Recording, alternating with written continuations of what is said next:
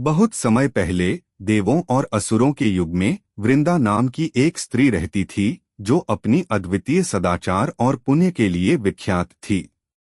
वह असुर कालनेमी की पुत्री थी। अपनी अटूट भक्ति और पवित्रता के कारण वह धर्म और प्रेम के उच्चतम आदर्शों की प्रतिमूर्ति थी। वृंदा का विवाह जलंधर से हुआ था, जो भगवान शिव के क्रोध से उत्पन्न एक महाशक्तिशाली असुर था।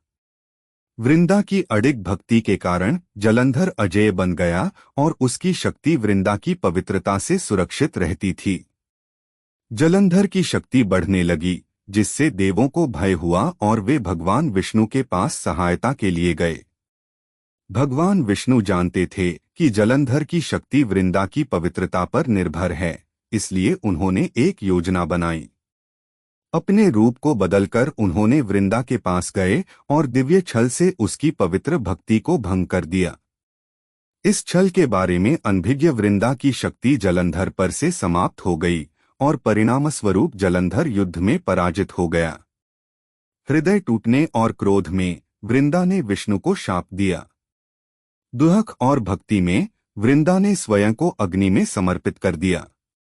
उसकी राख से पवित्र तुलसी का पौधा उत्पन्न हुआ, जिसे विष्णु के प्रति अनंत भक्ति का प्रतीक माना गया। वृंदा के प्रेम और भक्ति को सम्मानित करने और उससे अनंत रूप से जुड़ने के लिए विष्णु ने शालिग्राम के रूप में प्रकट होकर तुलसी के साथ पूज्य होने का मार्ग बनाया। यह दिव्य और भक्त के बीच अविभाज्य संबंध का प्रतीक है।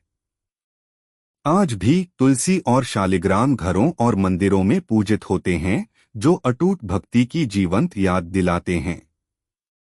पौराणिक कथा से परे विज्ञान भी तुलसी के औषधीय और रक्षणात्मक गुणों को मान्यता देता है, जो प्रकृति और आध्यात्मिक परंपरा को जोड़ता है। वृंदा की कथा सदाचार, प्रेम और भक्ति की अनंत शक्ति की कहानी है, जो दिखाती है कि सच्चा विश्वास और पवित्रता सभी कठिनाइयों से ऊपर उठकर एक स्थायी विरासत छोड़ते हैं।